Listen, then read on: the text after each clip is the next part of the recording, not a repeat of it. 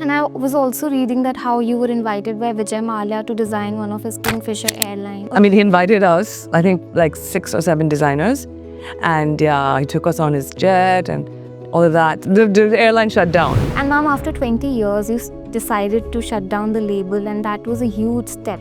So what was going on internally that led to that decision? I was just breaking even with so much work and like panic attacks and, you know, like these giant bills. And I was like, this is not what I want to do. So like I took that opportunity, I grabbed it and shut it down. And ma'am, your life has been very glamorous, but it also has some moments that felt like thrillers. Gosh, that happens all the time. Well, I guess the one that you're maybe talking about is, you know, the Jessica Lall episode. And that was just the beginning of that 24/7 television. So it was crazy that, you know, to be on the news every single day for 2 years. You know, a lot of people got scared and said that they didn't know anything at all.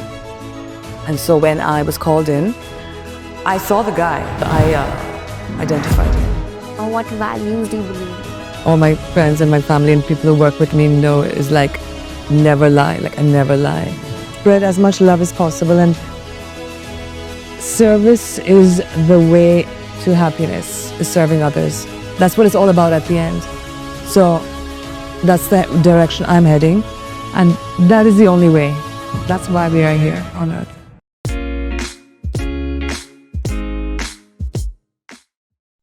Namaskar and welcome to Femme Forward podcast.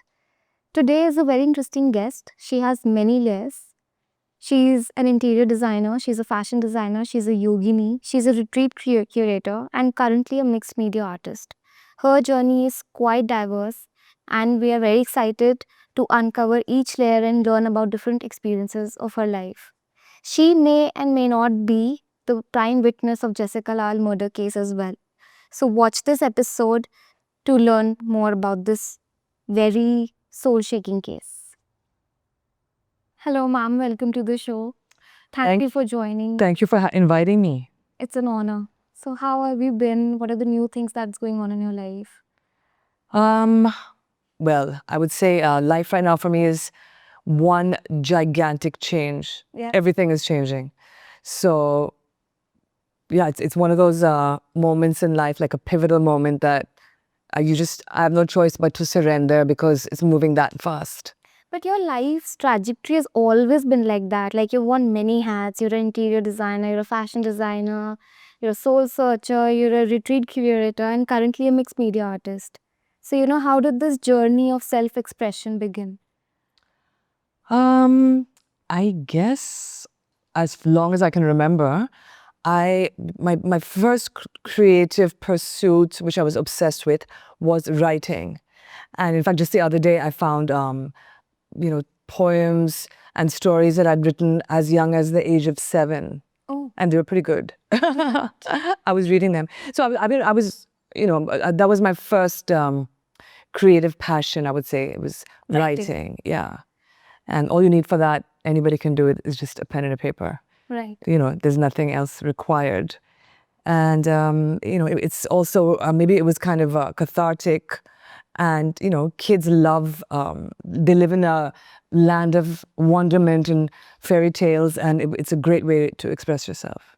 Right. So you never got published? You never chose to? I did. I published, no. But at one point, I used to write a column for this magazine. You just reminded me, I even forgot about it, called First City. Okay. And it was it was the biggest Delhi magazine. And because that was First City, the first city of India. And I had a column which was very popular. It was kind of gossipy, but it also had just, you know, anything, my adventures, whether it was travel or top 10 best, most stylish people in Delhi, or, you know, just things that were happening in my life and people that I was meeting and pictures, and it was very, very popular. Oh, that's very interesting. So what made you stop? I think I moved to New York or something. Whatever. It was not, I don't even know, it doesn't exist anymore anyway. This was in the 90s. Moved on to open a cafe in Hauz Khas. Yes. So I had my first, it was supposed to be a cafe, but it turned out to be a bar instead. Right. It was called the Small Cafe, and I was 21. And my mother actually was the one who discovered Hauz Khas Village. So she discovered, as in like whatever, the village was there, but it was filled with villagers. Right. And she was the one who kind of developed it Right. into not what it is today, because I don't know what today it's like taken on a life of its own. But at that time, it was charming. It was new. It was something so very exciting, and it brought like a new beat to the city. It was like the it place Yes. at that time. Yes, and so I was a very naughty child. I was probably 21 years old, a child, and I was just like wild, reckless maniac. So how was that And experience? she gave me the space, and she said, "Do something. All you're doing is partying. All you're doing is whatever I was doing. I was like not really doing anything." And then she gave me that space and said to open a cafe, and then it became a very, very successful hangout spot. I just did it for 2 years, but that's a long time for those That days. must have taught you a lot about being an entrepreneur. It did. It did, but at that time I was not really learning. Like, it was more that I was, running the place, and at that age, you don't even know the rules. Yeah, you still. I was having fun. Yeah. I was having fun. That's it, basically. And then you went on to acting. You performed in India's first, I think, nighttime soap opera. Yes, it was the Full first time. English soap opera, and it was in Bombay, because I moved to Bombay for maybe a year, and yeah, that's where it was the first English soap opera, and I got this role, which was fun, and yeah, I mean, it's not, it wasn't like a highlight of my life, definitely. It was fun and it was interesting, and I met some interesting people. But you still have this adventurous spirit where you keep experimenting on new things. So where do you get this from? I would say I get that from my mother. Right. For sure. She's a very adventurous, I mean, she's 83 right now, and she's just starting a new business. Oh, Like right now. wow. Yeah. About like with chocolates with spices. It's called Malabar Secrets. So That's nice. That's yeah. interesting. But at that age, I want to be chilling and not starting a new business, definitely. But it definitely comes from her. That's quite enterprising. It's very inspiring. It is. Yeah. There's actually no age to retire. It's all about the I guess that keeps her young and it. Yeah. yeah. And ma'am, then you launched your own label by the name of Yes. Malini Ramani. Yes. And in 2000. Yes. And your bohemian luxe aesthetic changed the conversation, the fashion conversation in India. Oh, really? The whole outlook of, yeah, I mean, I still love your clothes. I've seen your website and I've seen your collaborations. They're amazing. The jumpsuits, you. afters, everything is beautiful. Thank you.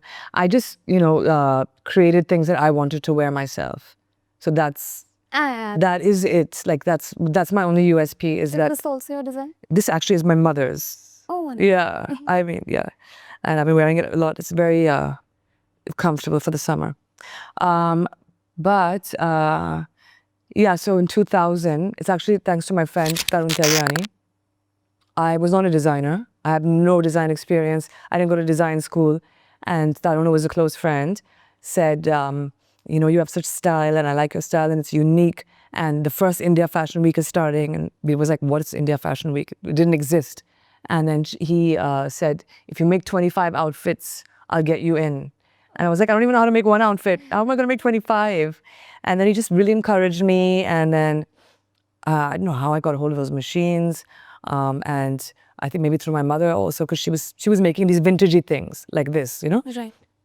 And then I made the outfits, and then I did the show, and it changed my life, actually. And how long did you take to make those 25 outfits? I think 2 months or something. Wow, that's incredible. And what was your source of inspiration? Me, myself. What I want to wear. That's why it's always so easy. I always make things that I want to wear. Okay. That's why they're wearable. Right. Of course, there's so my first show was a big success, and my second show was a disaster. But I'm glad it was my second. You always have to have one disaster in your life that gives you like a slap on your face and wakes you up and steers you into the right direction. And luckily, mine was just my second fashion week. But it was very, very brutal. And I got slammed by the press and I got slammed by everybody. It was a terrible time. And those clothes were actually very scary because I was not following the rule of authenticity and wearability. I didn't know, like, I'd never done it before. So it was a very good lesson and it happened very fast.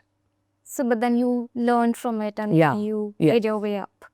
Yeah. Then I worked harder on different aspects of not trying to follow trends or not trying to be like anybody else and just really thinking about what I would love to wear and what is my essence. So but then my essence comes into the clothes. And that's what advice I would give to anybody else who's a designer and has their own brand, is just stick to, because then you can't go wrong. Because then you'll always be like, they'll always say, oh, that is their design, because it has that essence of the person. And that becomes your USP as well, where you do something unique when you bring something new to the table, rather than following the trends. Exactly. Yeah. And I mean, to some extent, you have to follow the trends. I mean, you can't put like bell bottoms in, like no one's going to buy them right now, you know? I mean, not that I know whether even they're in fashion or not. I never follow that.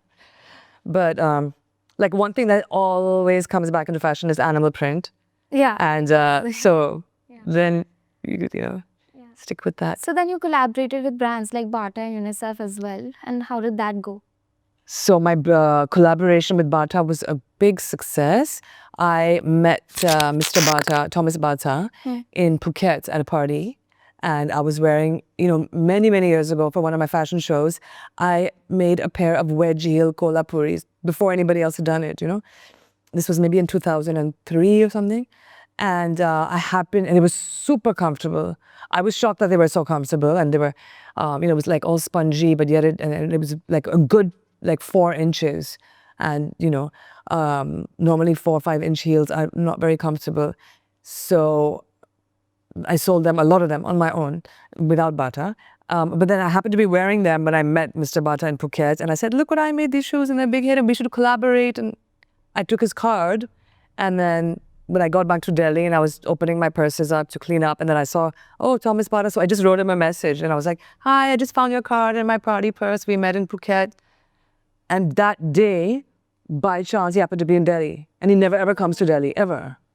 So it was meant to be. I think that's... And then we met, and then I did 2 seasons with him and they sold out, And I was also reading that how you were invited by Vijay Mallya to design one of his Kingfisher Airlines. Yes. Wow, you've really done your research. I'm really curious to know about that.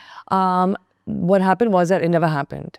Okay. I mean, he invited us, I think like 6 or 7 designers, and he took us on his jet and all of that. And then the whole idea didn't, whatever, he got it. The airline shut down, basically. But if you had to spill a secret from his world, what would it be? A secret from his world. A secret from his world is that he is like a little child. And he is like a little boy, and I'm very fond of him. And he's like Peter Pan, you know, and just try to make his dreams come true, no matter what. But I guess he made mistakes along the way, like we all have. Right. So have I, you know. Yeah. So, but his was in public, and his was not much, as he says, live life to whatever, to what larger than life. And one of his logos was also like something like living life to the high life or something. I don't know. Yeah. So he did, everything was on a big scale, and so. But he did a lot of amazing, fun things, and I've done quite a few collaborations with him, like fashion shows and things like that.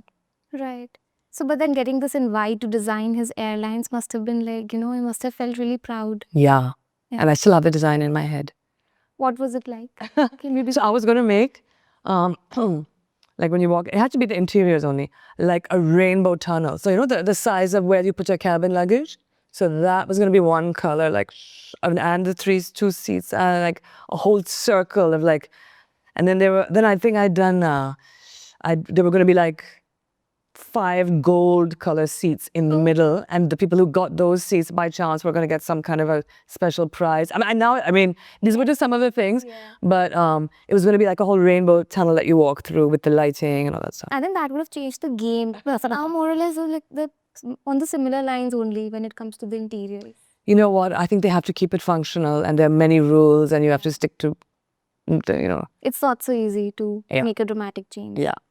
Right. And ma'am, after 20 years, you decided to shut down the label, and that was a huge step. So what was going Yeah. internally that led to that decision?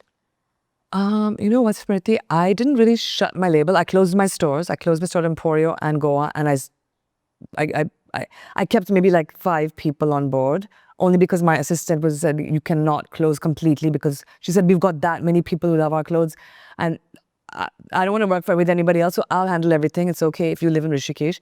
So I was in Rishikesh for a yoga course, because I'm also a yoga teacher, and I was doing a top-up course, and I chose the shortest one I could find, which was only 16 days. Because I couldn't stay away from my business for longer than that. And in those 16 days is when the lockdown happened. Right. So I got locked down in Rishikesh. And you know what happened? Lockdown, nobody knew what was going to happen. Everything was closed, you know? And it was, I mean, really, everything with life was uncertain. And I just took that opportunity to do this, because what had happened was that it wasn't about being a designer anymore. There was hustling, selling, you know, so much PR and promotion and fashion shows and spending so much money. My overheads were like 30 lakhs a month or something crazy. And so all I was doing was trying to make the money to pay my bills. And that's not really being a designer. Like, I was tortured and I wasn't making any money. Right.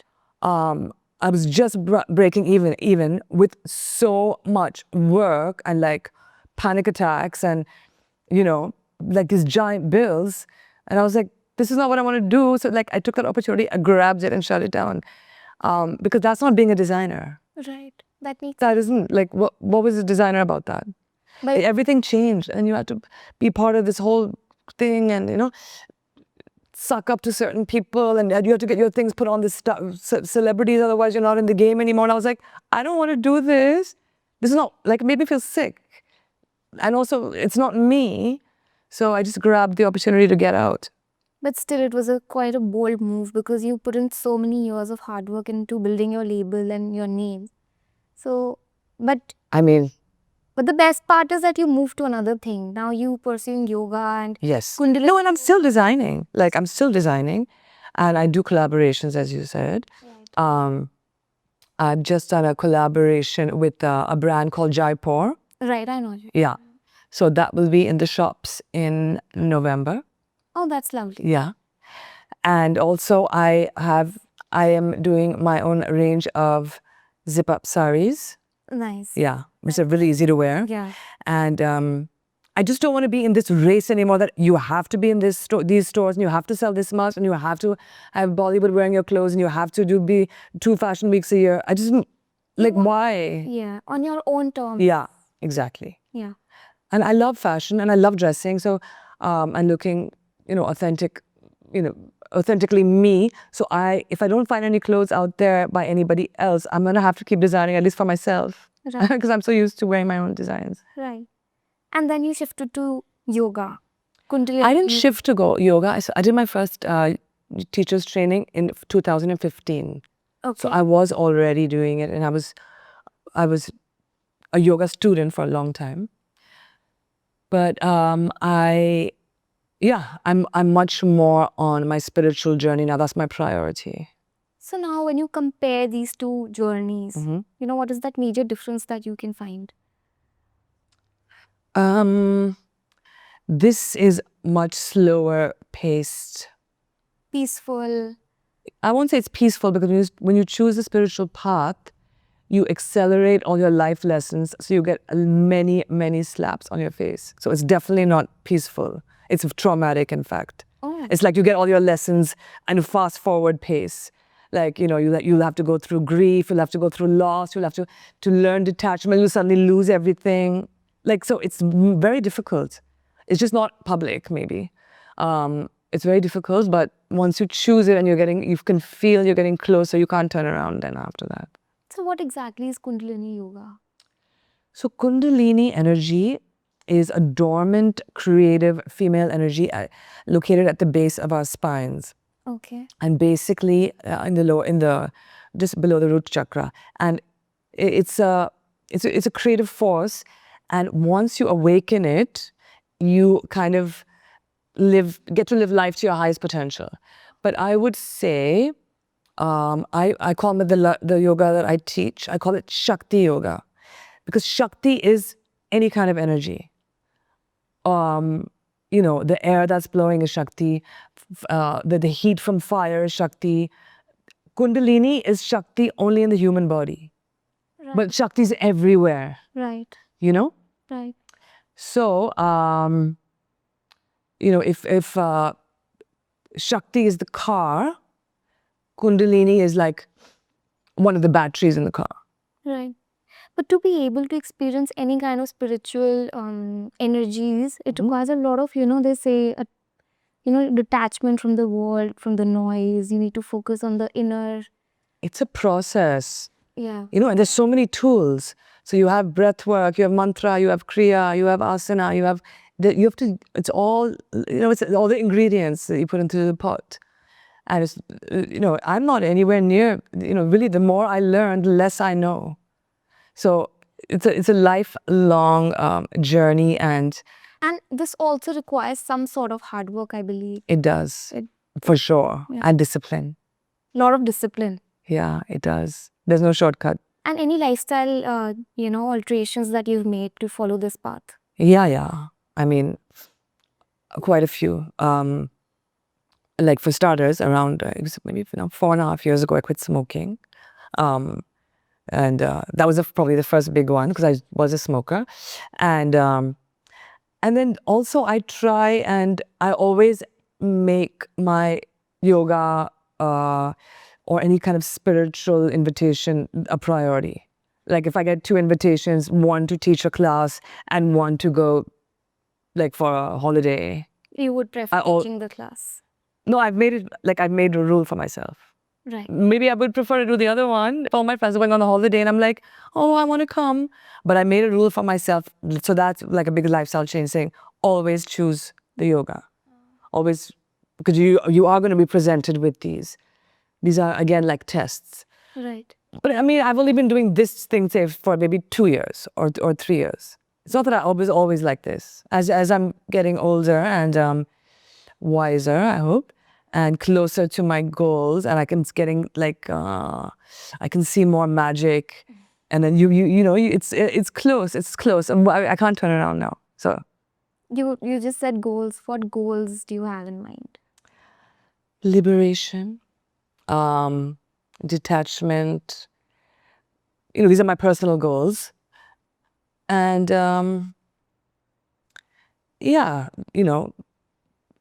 I mean, it's hard to say it in an easier way, but yeah, inner peace. Inner peace. And just being content.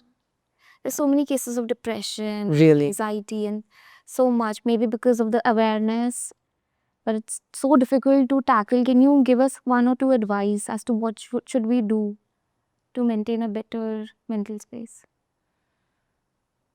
Gosh, I mean, it's such a personal journey for everybody. But first I would say is accept it, admit it to yourself, and also don't feel alone because everybody has issues. Yeah. Whoever doesn't is lying. And these things like the social media and Instagram and things really don't help. Half of it's all lies, and it's all projection of other people. So I would say try not to take things too personally, because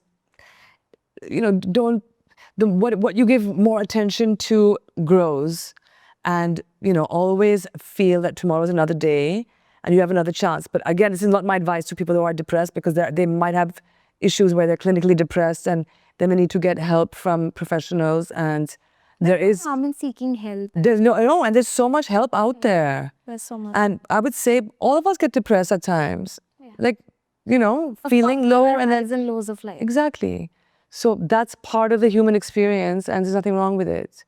It's crazy how society has kind of conditioned us into all these rules. For example, that it's okay to laugh but not to cry. Like, it's so ridiculous. No, it's just like, it's so sad. And for men, it's just so sad. So one of the things also, I would say lifestyle changes, or like my thinking patterns that I've tried to change, is to always question things. So if something happens and I think about something, now instead of getting triggered, I think, okay, why did that just happen to me? and why is it triggering me?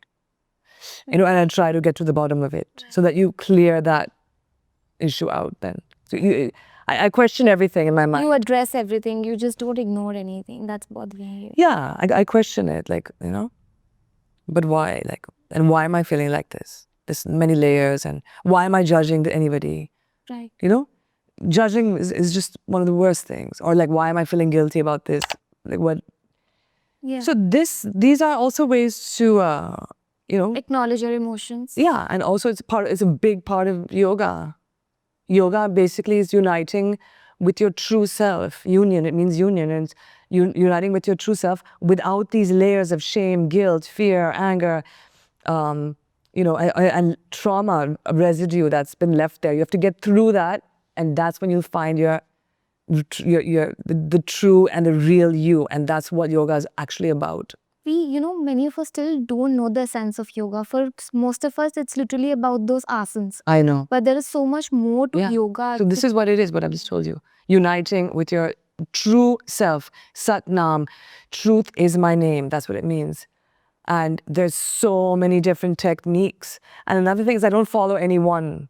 I studied the Yogi Bhajan style, but I also put in some Osho. Now I'm studying Sattva, Himalayan style. So I have made up my own version because most of those people are dead anyway, the ones who taught us. I mean, I want to have my own, we all have our own ingredients that make up ourselves. So how can one form of yoga that somebody taught and that be the only way for me to heal myself and find myself and my only way, to liberation? It cannot be.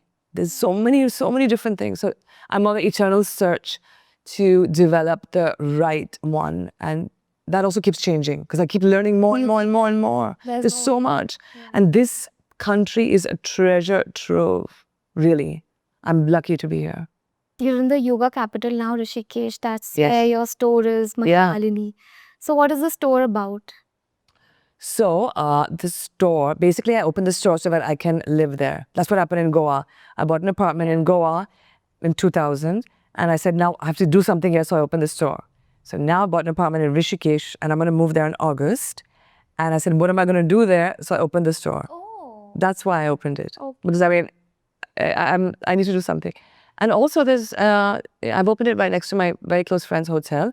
And it's got everything from spiritual books and to Amar Chitrakatha comics, where you can read about Hanuman and coloring books for kids, footwear, Shakti perfume, which I make, and some incense that I do, and scrubs and beauty products and malas and bags, and I'm going to put your journals there next. Big great. And many things. I have jewelry. And now in September, I'm going to be adding the Ma Malini clothes because because I'm still in the middle of figuring it out. It has to be different from the Malini Ramani line. So those were about jumpsuits and kaftans and off-shoulder. But even this will be. Okay. But it'll be I don't know. I'm still figuring it out. More ethical? Sustainable as well, exactly. Sustainable as well. Yeah. So I'm trying to think about that and have to find the right. So where do you get this energy of trying different things? You have such a, trailblazing spirit. Oh, thank you. Yeah. That's so sweet. When I was reading about your journey also, there was so much to discover and there was no end to. Well, as I said, probably my mother. But I'll say one more thing. I was at a very advanced Tantra teachings in Rishikesh last year, so 2024. And it's very advanced level. And there was beautiful, beautiful woman. She looked like, the goddess Kuan Yin. And she was sitting on the Ganga, and somebody told me, oh, she's a designer. And she was wearing the most stunning kaftan. It was like, I've never seen anything like it. It looked like she was in heaven somewhere. And then she's gazing at this thing. And I said, wow, I love what you're wearing. And I believe you're an amazing designer. And she looked at me almost like I'd said something abusive to her. She said, me? I'm not the designer. She is. And I was just like, wow, it was a shake up, So she's saying, the cosmic force, right. God, she called she, but she said it, she looked at me really like scary, like, And then it kind of made me think that it just changed my perspective on things, that moment. That's also part of my journey. It's like I learned so many things along the way. You have to keep your ears open, antennas out. So you're saying that. So basically, I'm just channeling all this stuff. I'm not in charge of it. I get the idea. I'm like, wow, that's fun. Okay, let me do it. So it's none of it. It's me. So to give you your answer, it's just the ideas just come, and they come to everybody. That's deep. It's deep, but it's also an easy way to run your life. Like, I'm not in charge, so don't take everything so seriously. And in our earlier conversation, you mentioned about tarot card reading as well. When did you learn that? I studied that in 2020 when I got locked down in Rishikesh. Oh. Yeah. And then I've done readings for all my friends, and I've done professional readings, and then I was on my friend's TV. There was this show, Bollywood Wives. Oh. And then my friend Kalyani was on the show, and she asked me to be on her thing. So I said, okay, what should we do? Should we do tarot or yoga? She said, let's do the tarot. So I was on the show, and it was not rigged or fake, it was real live tarot. And then after that, I got more visibility, and now I do events, and so I'm going for an event to do tarot there. Yes. In Bombay. Oh, that's exciting. When is that going to happen? In 2 days. In 2 days? Oh my God. Yeah. Must be really excited. I'm excited, but it's kind of exhausting. Once I did an event in March, not once, like this March, and I did 12 tarot card readings in a row. And each person was like, what's going to happen in my life? What's going to happen? Come here. I mean, it was just, they didn't understand that I can't tell you what's happening in your whole life. So sometimes it's exhausting. But yeah, it's a lovely tool, and to explore and to give advice and to also... So, ma'am, this is interesting. So, when you do tarot card reading, what is the most, commonly asked question? Well, a lot of people, they ask me about, how their next event or their next, big thing, whatever's happening in their life, how is that going to go, their next show or their next... And then some people do say that a lot of people talk about relationships, and then some people ask me quite a few times, is my husband cheating on me, or is my wife cheating on me, or this or that? And I say I never answer that question. I said, I'm sorry, I'm not gonna.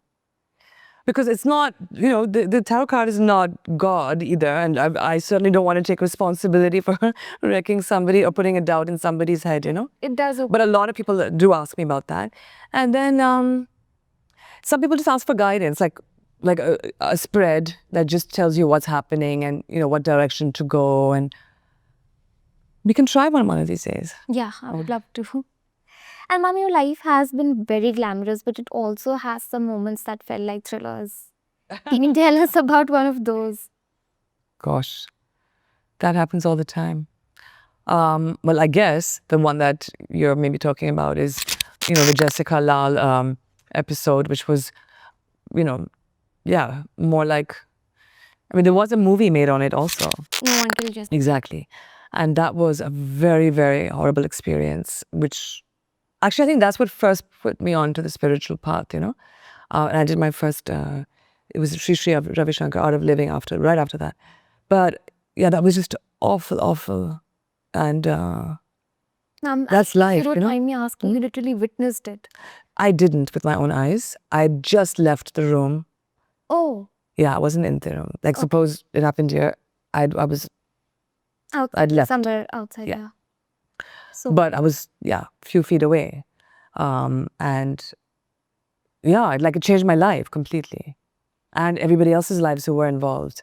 And poor Jessica's family, the worst, And that was just the beginning of that 24/7 television. So it was crazy that, to be on the news every single day for 2 years. You must have been called upon to... Yes. So that was the part I was waiting for, because, a lot of people got scared and said that they didn't know anything at all. And so when I was called in, I saw the guy, but then I walked out of the room, And so I identified him. Yeah. And that's why he went to jail. And that's why, after that, I waited for 2 years for that opportunity because it was a horrible feeling for me, you know. Jessica was a very good friend of mine, and she was working with me, and that's how she got into the situation because of, I mean, it's obviously not my fault, but, you know, I felt very, very guilty about it. So I was waiting for some kind of redemption and also to get that guy and, you know, for her family to have that where justice is served. So that happened at the end. So, mom, but now the guy is living his life. He has his own whiskey brand by the name of Indri, I guess. I believe so. I don't really follow his life at all. And that's his life. And maybe he's paid his penance and done what, Yeah, you know. I mean, he served his sentence. Yeah. So I'm not anybody to judge. I was there to play my part. And people ask me this. Actually, it's been a while since this come up. Of course. But I believe that he did a lot of transformational work in Tihar, and he helped a lot of people there, and he, you know, rehabilitated them. I don't know. I'm not in touch with any of these people at all. But who knows? People, you know, change, and maybe he paid his price, and that's not my job to. But do you think about Jessica often? I used to think more often, but I do. She is in my mind for sure. The other day, again, I was, you know, clearing up things. At the same time that I found my old stories, and I saw some lovely photographs of her, and what a lovely girl she was. Yeah, and I hope she's at peace and liberated, and you know, whatever karma she had to pay is now fully leveled off and done. We don't know reasons for things, you know? Of course. Yeah. Sometimes it's just meant to be. Yeah, maybe that was a kind of karmic debt. And so, ma'am, one more question. This movie, No One Killed Jessica, do you think it tells the truth or is it completely fabricated? You know, I haven't seen it. I saw it in 2010. I think it was quite a lot was true. Okay. Maybe 70% true. I actually forgotten. I don't know what. But it was, yeah, it wasn't like fully fabricated. Of course, it did give us a lot of facts. It did. Right. Okay, let's make it lighter. So tell me, ma'am, across all your reinventions, what values have stayed through? Like, you know, what values do you believe in? Okay, so my number one rule, which all my friends and my family and people who work with me know, is like, never lie. Like, I never lie. And I get really very angry when somebody lies. Just being very honest. Yeah, like, you know? Yeah. So that's one. And also, something that I truly believe in is I treat people the way I want to be treated, no matter who they are. And I treat everybody with respect. And that's very important to me. I get extremely upset when I see, you know, especially in this country, people talking down to their staff or to people who they don't think are of any value to them or are not important enough. Class system. Yeah, or even somebody who's not important or like, you know, a junior in some way or whatever, in anything. So I treating people with respect is very, very important to me. And what other values? I would just say like something that I've learned now is to just be more gentle with myself, you know? Yeah. And everybody should be more gentle with themselves and not judgmental to others or themselves. Being judgmental and also getting involved in things and saying things when you don't have the information, like really pisses me off. You know, when people are like, and now everybody's like, you know, dinner conversations are like, you know, talking about other people or gossiping about others, or even when this, you know, war happened, there were so many different stories but nobody really knew the truth. No. So when you don't know something, don't say it. Learn to keep your mouth shut. Yeah. So I've learned to keep. I mean, I've been talking nonstop right now, but otherwise I try and listen more than I talk. So that's a new value that I've picked up along the way. And that's it. Spread as much love as possible. And service is the way to happiness is serving others. That's what it's all about at the end. So that's the direction I'm heading. And that is the only way. That's why we are here on earth. Wow. I think there can be a lot of, intellectual and spiritual conversation with you. I think we'll have to set some other time for that. Let's do that. Yeah. Okay. And ma'am, any piece of wisdom that you would like to pass on to others? Well, I think I just gave you a whole bunch. And ma'am, finally, if you were to title your journey in one word, what would that be? Wow. Surrender.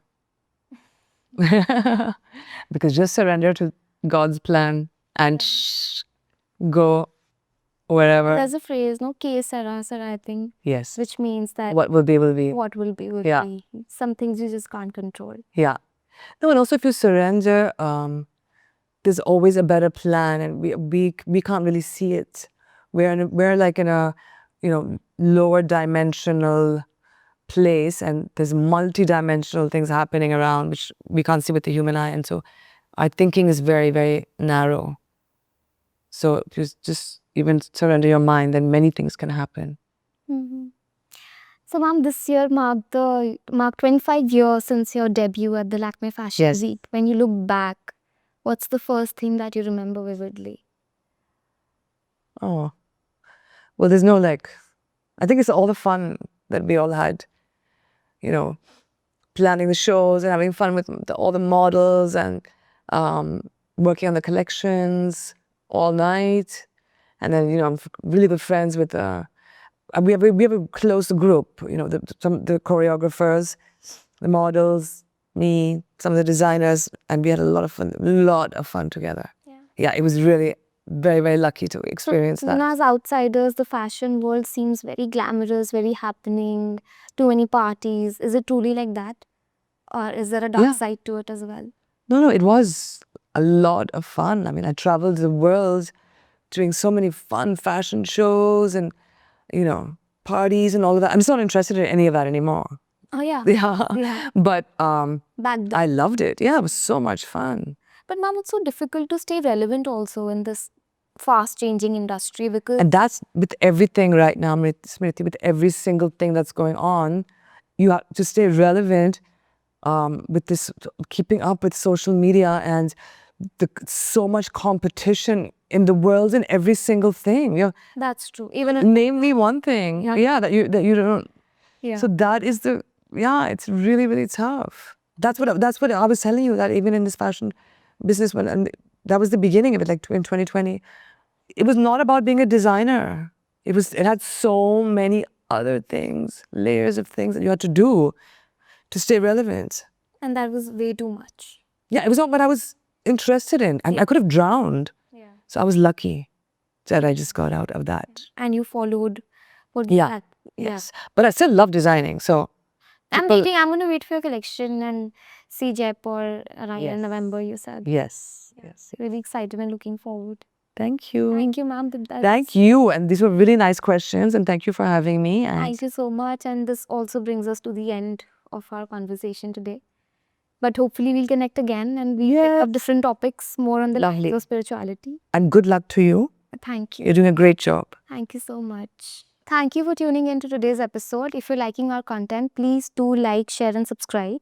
If you have someone in mind who might be a good fit for our channel, please do recommend in the comments below. Until next time, stay empowered and keep smiling.